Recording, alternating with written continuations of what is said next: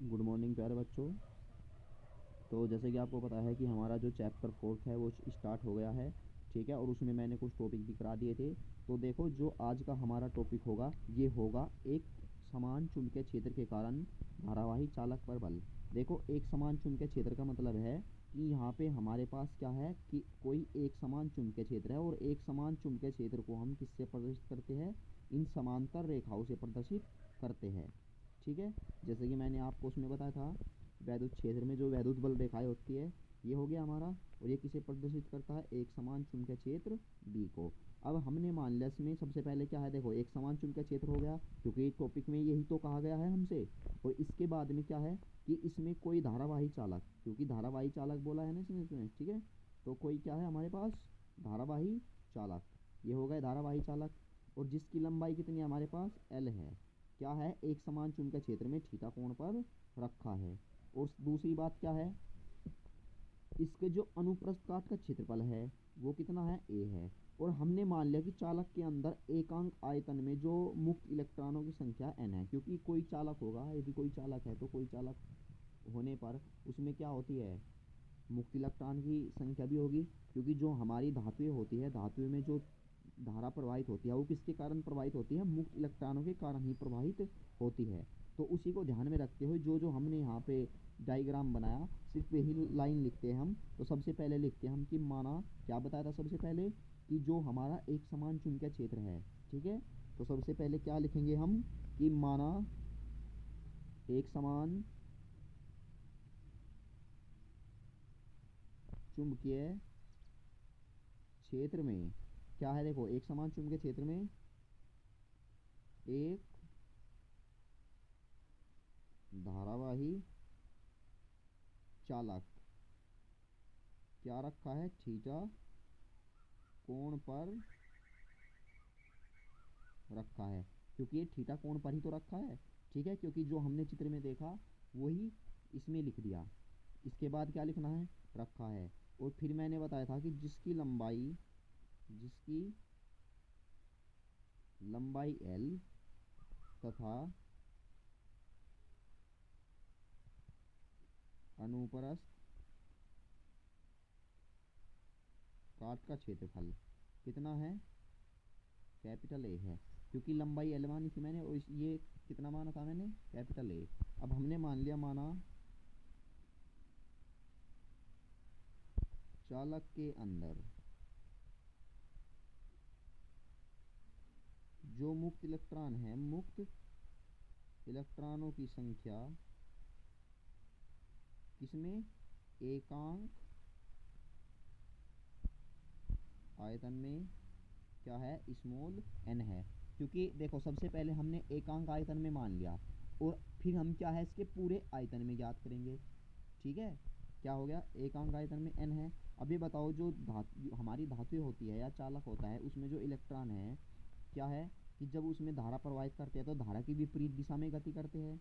ठीक है, विपरीत दिशा में गति करते हैं। और जो धनायन होते हैं हमारे, धनायन आगे की ओर गति करते हैं। तो क्या होता है, जो हमारे इलेक्ट्रॉन है एक दूसरे से टक्कर करते हैं। ठीक है, और टक्कर करने के बाद क्या है, किसी नियत वेग से ही तो चलते हैं, और नियत वेग को हम किससे प्रदर्शित करते हैं? वीडी। क्योंकि जो हमारे इलेक्ट्रॉन रहते हैं, जो इनका वो नियत वेग रहता है, उसे हम क्या बोलते हैं? अनुगमन वेग बोलते हैं। तो सबसे पहले हम क्या है, इलेक्ट्रॉनों की संख्या एकांक आयतन में n है, और जो हमारे इलेक्ट्रॉन होते हैं, क्योंकि उनमें अनुगमन वेग भी होगा जब धारा प्रवाहित करते हैं हम। ठीक है, तो इसके बाद हम क्या लिखना? तथा एक इलेक्ट्रॉन का अनुगमन वेग कितना है? वीडी। देखो, हमारे पास क्या है, इलेक्ट्रॉन का जो वेग मिल गया कि किस वेग से गति कर रहा है। देखो, सबसे पहले यहाँ पे नोट से मैं डाल देता हूँ, हमें वेग मिल गया किस वेग से गति कर रहा है। और हमारे पास क्या है? चुंबकीय क्षेत्र भी है हमारे पास। और हमारे पास क्या है कि ये थीटा कोण पे भी रखा है। ठीक है, और हमारे पास क्या है? इलेक्ट्रॉन का आवेश भी है। और जब हमारे पास ये चारों चीज़ें हो गई, तो इसका मतलब है कि जब हम इसे एक समान चुंबकीय क्षेत्र में रखेंगे तो उस पर कौन सा बल कार्य करेगा? सबसे पहले लोरेंज बल कार्य करेगा। सिंपल सी बात है है ना, लोरेंज बल ही तो कार्य करेगा, क्योंकि हमारे पास ई भी है, वी भी है, बी भी है। क्योंकि जो ये ई है, ई बराबर क्या है, क्यों, आवेश ही तो है इलेक्ट्रॉन का। तो हमें पता लग गया कि जब ये वी वेग से इलेक्ट्रॉन इसमें गति करेगा तो क्या है, उसमें क्या है, इलेक्ट्रॉन पर एक बल कार्य करेगा जिसे हम लोरेंज बल कहते हैं। और ये लोरेंज बल की जो वैल्यू होगी, क्या लिखेंगे हम, कि तब एक इलेक्ट्रॉन पर कार्य, देखो सबसे पहले जो हमारा ये निकलेगा केवल एक इलेक्ट्रॉन के लिए निकलेगा, ठीक है, एक इलेक्ट्रॉन पर कार्य करने वाला लोरेंज बल। और मैंने कल तुम्हें लोरेंज बल का जो फॉर्मूला लिखवाया था, क्या था, हमने मान लिया तो एफ डैश है, ठीक है, क्योंकि ये एक इलेक्ट्रॉन के लिए ले रहे हैं और हमें निकालना संपूर्ण के लिए, और संपूर्ण के लिए हम मानेंगे कैपिटल एफ, ठीक है। तो अब ये बताओ, एक इलेक्ट्रॉन के जो लिए हमने कितना मान लिया, एफ डैश, लेकिन हमें एफ डैश या एफ वन जो भी मान सकते हो तुम, एफ ए एफ बी, वो तुम्हारी चॉइस है, ठीक है। और इसके बाद में ये बताओ, जो फॉर्मूला था कि लोरेंज बल का, वो क्या था हमारे पास, एफ बराबर Q we B sine theta. क्योंकि यदि हमारे पास थीटा है, वी है और बी है, ई क्यू है, तो हमारे पास q we B sine theta कल फॉर्मूला आया था लोरेंज बल का, ठीक है प्यारे बच्चों। तो यहाँ से जो एफ डैश की वैल्यू होगी, अब हमें पता है कि जो क्यू की वैल्यू आवेश कितना है, ई, और वी की जगह जो वेग है हमारे पास कितना है, वी डी, और जो चुंबकीय क्षेत्र है वो कितना है, बी, और थीटा कितना है हमारे पास, साइन थीटा, क्योंकि हम साइन थीटा लेते हैं। तो ये क्या हो गई हमारे पास, समीकरण एक। अब ये बताओ, ये तो आ गया हमारा एक इलेक्ट्रॉन के लिए। अब हमें तो जो बल निकालना है पूरे चालक के लिए निकालना है, ठीक है। अब जब हमारे पास एक इलेक्ट्रॉन ये है, यानी कि हमारे पास एकांक आयतन में इलेक्ट्रॉन तो n है, तो इसका मतलब है यदि हम इसके संपूर्ण इलेक्ट्रॉन, यानी संपूर्ण आयतन में जितने भी इलेक्ट्रॉन हैं उन पर हम बल ज्ञात करते, तो क्या हो जाएगा हमारे पास, संपूर्ण बल जो चालक पर लग रहा है वो ज्ञात हो जाएगा। क्योंकि एक के लिए तो ये है, और संपूर्ण के लिए कितना होगा, संपूर्ण के लिए सिंपल सी बात है, एफ डैश और मल्टीप्लाई इलेक्ट्रॉनों की कुल संख्या। क्योंकि यदि हमें हमारे पास इलेक्ट्रॉनों की कुल संख्या मिल जाती है, ठीक है, और हम उसे एक इलेक्ट्रॉन पर लगने वाले बल से मल्टीप्लाई कर देते हैं, तो हमारे पास जो चालक पर कुल बल लग रहा है उस बल को ज्ञात कर देंगे हम, ठीक है प्यारे बच्चों। तो अब यहाँ से ये बताओ कि सबसे पहले जो आयतन होगा, क्योंकि इसने हमें क्षेत्रफल दिया है और लंबाई दी है, तो ये बताओ जो आयतन होगा चालक का वो क्या हो जाएगा, ए गुणा एल। तो टोटल जो हमारा आयतन होगा कितना होगा, ए गुणा एल। क्योंकि हमें पता है कि जो क्षेत्रफल का मात्रक होता है मीटर स्क्वायर और एल होती है लंबाई। क्योंकि हमारे पास अनुप्रस्थ काट का क्षेत्रफल मिल गया और चालक की लंबाई मिल गई, तो जो आयतन को प्रदर्शित करेगा यहाँ पर ए गुणा एल आयतन को प्रदर्शित करेगा। देखो डेरिवेशन इतना भी हार्ड नहीं है, वेरी सिंपल है, ठीक है। और यदि तुम अपनी बुक में जाकर एक बार सोल्व करोगे तो तुम्हारे माइंड क्या है, चकरा जाएगा। इसीलिए मैं अपनी लैंग्वेज में करा रहा हूँ इसको, जिससे आपको क्या है, डेरिवेशन को सिंपल लगे। तो ये हो गया हमारा। देखो समझने की जो डेरिवेशन होते हैं ना, समझने की बात है सिर्फ, और कुछ नहीं है, ठीक है। अब हमने मान लिया, सबसे पहले क्या मानते हैं हम कि पूरे, चूंकि पूरे चालक का आयतन।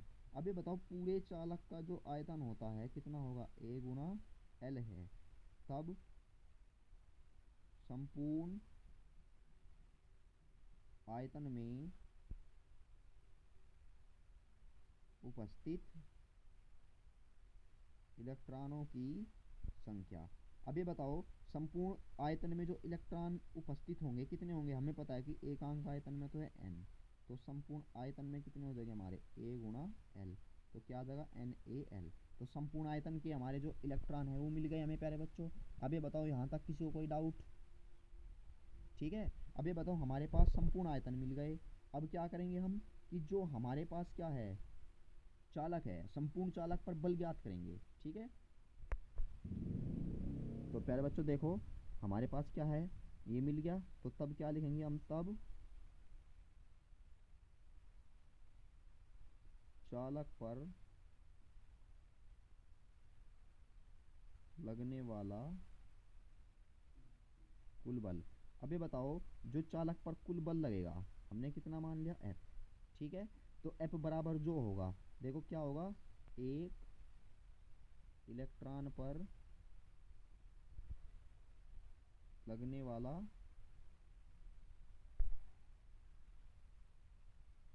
बल, ठीक है, और मल्टीप्लाई कुल इलेक्ट्रॉनों की संख्या। ठीक है प्यारे बच्चों, अब यहाँ तक किसी को कोई डाउट? क्योंकि एक इलेक्ट्रॉन पर जो बल लगेगा, यदि हम संपूर्ण इलेक्ट्रॉन पर मतलब जो संपूर्ण इलेक्ट्रॉनों की संख्या है उससे मल्टीप्लाई करा दे तो हमें क्या है, चालक पर कुल बल प्राप्त हो जाएगा। अब ये बताओ एक इलेक्ट्रॉन पर जो लगने वाला बल है वो कितना था हमारे पास, एफ डैश। ठीक है, और कुल इलेक्ट्रॉनों की संख्या कितनी थी, NaL।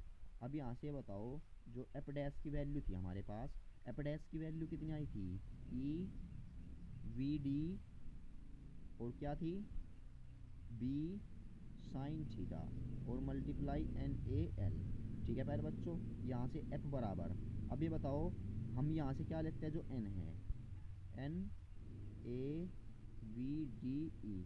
देखो NaVDE ये तो हम एक साथ लेते हैं मल्टीप्लाई, और जो हमारा बिल है यानी कि जो हमारा B और L है और साइन थीटा ये हम ले लेते हैं एक साथ, क्योंकि हमें पता है चूंकि देखो NaVD ये किसके बराबर होता है, देखो VD अनुगमन वेग होता है, और मैंने आपको बताया था याद रखने के लिए कि ये नावे बन गया, और नावे जो हमारा होता है क्या होता है, I के इक्वल होता है, कि जो मैंने तुम्हारा चैप्टर 3 में कराया था रिलेशन की वैद्युत धारा और अनुगमन वेग में संबंध। ठीक है, तो यहाँ से जो F बराबर मिलेगा हमें, ये किसकी वैल्यू है हमारे पास, I की, तो I बिल साइन थीटा, और आपको उसको जो याद रखना है IBL साइन थीटा, तो आपको उसे सीक्वेंस से लगा लेना है बिल साइन थीटा। देखो ये डेरिवेशन आ जाता है न्यूमेरिकल में 2 नंबर में। और प्यारे बच्चों जो देखो इसको याद रखने का जो तरीका है आपका वो क्या है, बिल साइन थीटा, बी जहाँ बी है हमारा चुंबकीय क्षेत्र, आई है हमारा क्या, वैद्युत धारा, और एल है हमारी चालक की लंबाई, और थीटा हमारा जो चालक चुंबकीय क्षेत्र में किस कोण पर रखा है। तो आई होप प्यारे बच्चों यहाँ तक किसी को कोई डाउट नहीं होगा। ठीक है, और देखो जो हमारे चुंबकीय क्या है, चलो सबसे पहले आपको एक बात और बता देते हैं हम। ठीक है, कंडीशन बता देते हैं इसकी, और कंडीशन लिखने से पहले हम इसकी क्या है, सदिश रूप भी लिख देते हैं। सदिश रूप, देखो जो इसका सदिश रूप होता है एफ वेक्टर बराबर, क्योंकि आई तो अदिश राशि है हमारी, L vector cross B vector, क्योंकि यहाँ से जो आई कैप जे कैप वाले फॉर्मूले बनते हैं ना, फिर वो इसी में ही रख कर करने पड़ते हैं क्रॉस प्रोडक्ट। ठीक है, उसमें तो अब इसकी जो हमारी कंडीशन है, सबसे पहली कंडीशन है क्या है, कि यदि, क्योंकि थीटा एंगल दिया हुआ है ना, तो यदि चालक, क्या लिखेंगे हम, चुंबकीय क्षेत्र के समांतर रखा है, तो यदि चालक चुंबकीय क्षेत्र के समांतर रखा है, थीटा बराबर कितना लेते हैं, 0, तो यहाँ से क्या मिलेगा, एफ बराबर बिल साइन 0, और साइन 0 की वैल्यू होती है 0, तो सारा बल हो जाएगा 0। तो अतः यहाँ पे लिखना है तुम्हें, अतः चालक पर कोई भी बल कार्य नहीं करता। और नंबर डिग्री दूसरे पर थीटा बराबर 90 डिग्री, इसमें क्या है कि जब चालक चुंबकीय क्षेत्र के लंबवत रखा हो, लिख लेना ये भी, तो एफ बराबर क्या लिखना है, बिल साइन 90, और साइन 90 की वैल्यू क्या होती है हमारी 1, तो यहाँ से जो फॉर्मूला मिलेगा एफ बराबर बिल। तो जब भी न्यूमेरिकल में आपसे कहा जाए कि चुंबकीय क्षेत्र के क्या है, चालक लंबवत रखा है, तो थीटा की वैल्यू लेनी है 90 डिग्री, और जब भी आपको समांतर कहा जाए तो क्या है, थीटा बराबर लेना है आपको 0 डिग्री।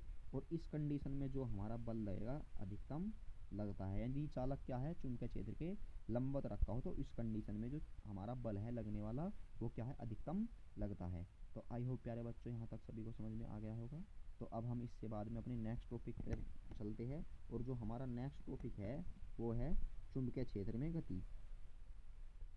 क्या है, देखो यहाँ से मोस्ट इम्पोर्टेंट टॉपिक है ये, यहाँ से हर साल कुछ ना कुछ न्यूमेरिकल जरूर पूछता है इस टॉपिक से। ठीक है, तो चुंबकीय क्षेत्र में गति, तो प्यारे बच्चों देखो चुंबकीय क्षेत्र में गति का मतलब क्या है, कि हमारे पास क्या है, कोई चालक है। ठीक है प्यारे बच्चों, तो देखो उसमें क्या लिखना है, कि सबसे पहले आपको चुंबकीय क्षेत्र बनाना है। क्या है, ये कागज हो गया हमारा, यानी कि माना कोई चुंबकीय क्षेत्र क्या है, कागज तल के लंबवत रखा है, या हम ये भी कह सकते हैं कि कागज तल के अंदर की ओर, यानी सबसे बेस्ट जो लाइन रहेगी इसके लिए, कि जो ये जो हमारा प्रदर्शित करता है, क्या करता है, अंदर की ओर करता है प्रदर्शित। ठीक है, और जो हमारा एक आता है ये वाला, यदि ये है तो ये चुंबकीय क्षेत्र क्या करेगा, बाहर की ओर प्रदर्शित और क्रॉस वाला अंदर की ओर। ये हो गया हमारा। अब यहाँ से देखो, हमने मान लिया क्या है हमारा, एक समान चुंबकीय क्षेत्र है जो कागज तल के लंबवत अंदर की ओर है। अब हमने इसमें मान लिया कि कोई जो हमारे पास आवेश है, ठीक है, वो इसमें क्या है, इसके चुंबकीय क्षेत्र के लंबवत प्रवेश करता है। और ये बताओ, मैंने कल आपको लिखवाया था कि जब भी कोई आवेश किसी चुंबकीय क्षेत्र के लंबवत प्रवेश करता है, यानी थीटा बराबर 90 पर, तो उसकी जो पथ होता है हमारा कैसा होता है, वर्ताकार। और जैसे ही देखो इसने चुंबकीय क्षेत्र के लंबवत इसमें क्या है प्रवेश किया, तो इसका जो पथ होगा हमारा वो किस प्रकार होगा, वर्ताकार होगा, क्योंकि समांतर में क्या था, ऋजुरेखीय पथ था। और जो लंबवत प्रवेश करेगा तो क्या होगा, वर्ताकार। तो क्या है, इसमें वर्त के पथ पर गति करना स्टार्ट कर देगा। और जैसे कि तुमने 11th में क्या है वो पढ़ा होगा चैप्टर वर्त्य गति, तो क्या है हमारी जो वेग की दिशा होगी, जब यहाँ पे आएगा तो यहाँ पे होगी, जब यहाँ पे आएगा तो इसकी यहाँ पे होगी, ठीक है। और जब यहाँ पे आएगा तो जो वेग की दिशा होगी हमारी ये होगी, और जब यहाँ पे आएगा तो वेग की दिशा ये होगी। क्योंकि सभी को पता है कि जो वर्त्य गति होती है, क्योंकि जो पढ़ने वाले बच्चे होंगे उसने पढ़ा होगा कि जो वर्त्य गति होती है उसमें क्या होती है, कण की एक तो गतिज ऊर्जा और एक हमारी जो चाल होती है वो नियत रहती है, लेकिन जो वेग है वेग की दिशा लगातार बदलती रहती है। और हमें ये भी पता है कि जो वर्त्य गति होती है, वर्त्य गति में एक बल हमेशा क्या है, वर्त के केंद्र की ओर लगा रहता है, और इस बल को हम बोलते हैं अभिकेंद्र बल। तो ये हमने बल मान लिया कितना, F। ठीक है प्यारे बच्चों, अब ये बताओ यहाँ तक किसी को कोई डाउट, ठीक है। यानी एक बल कार्य करेगा जो हमेशा क्या रहता है, केंद्र की ओर रहता है। क्योंकि वर्त्य गति में जो बल कार्य करता है उसे हम क्या कहते हैं, अभिकेंद्र बल कहते हैं। और अभिकेंद्र बल की दिशा हमेशा क्या होती है, अंदर की ओर। आपको सिर्फ इतना लिखना है। अब ये बताओ प्यारे बच्चों, यहाँ तक सभी को डाउट क्लियर हो गया। तो देखो जो हमें डायग्राम में बना है वही हम लाइन यहाँ पर लिखेंगे कि माना एक समान, या यहाँ पे लिखो एक आवेश, माना एक आवेश एक समान चुंबकीय क्षेत्र जो क्या है, देखो कागज तल के लंबवत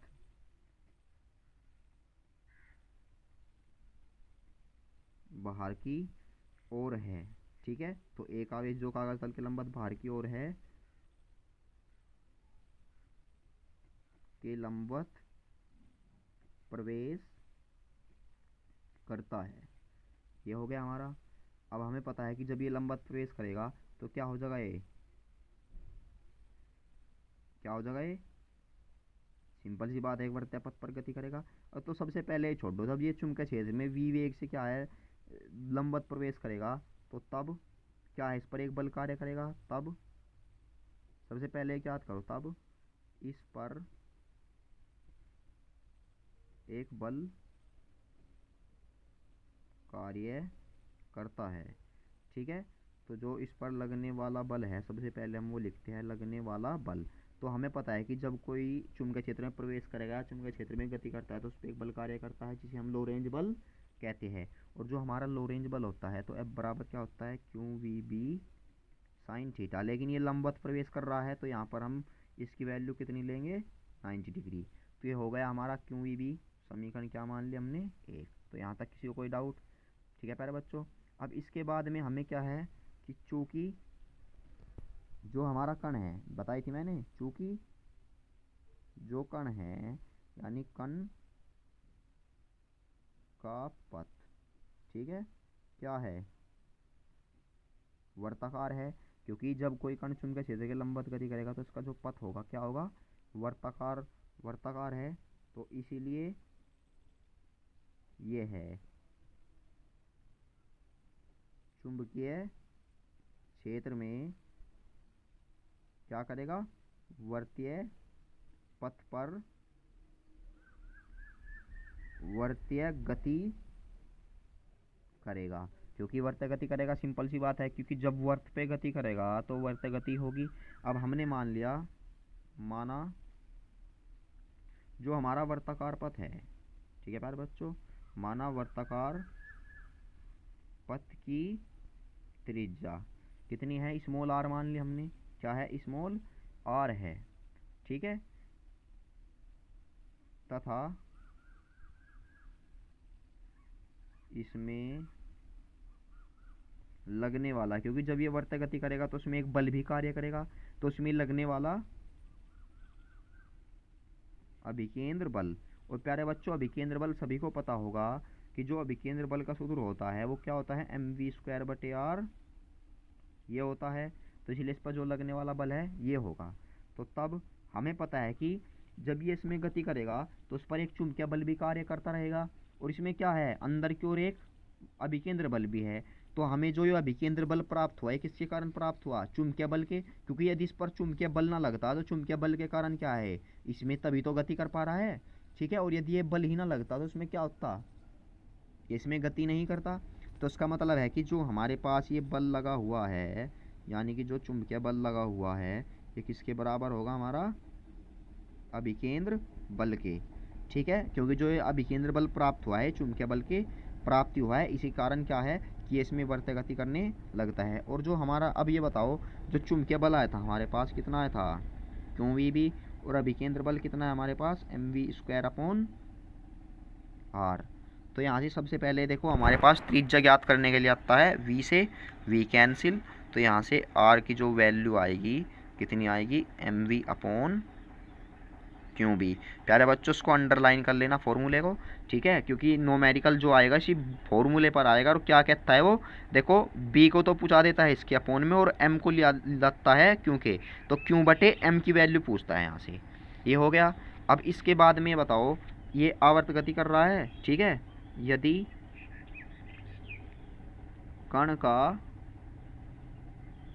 आवर्तकाल कितना हो, t हो। अब ये बताओ, यदि कण का आवर्तकाल t है, एक चक्कर लगाने में समय कितना लगा, t, और समय बराबर क्या होता है हमारा, दूरी बटे चाल। क्योंकि एक वर्त का चक्कर लगाएगा तो वर्त का चक्कर क्या है, परिधि, और किस चाल से, v से। तो समय मिल गया हमें कितना, v।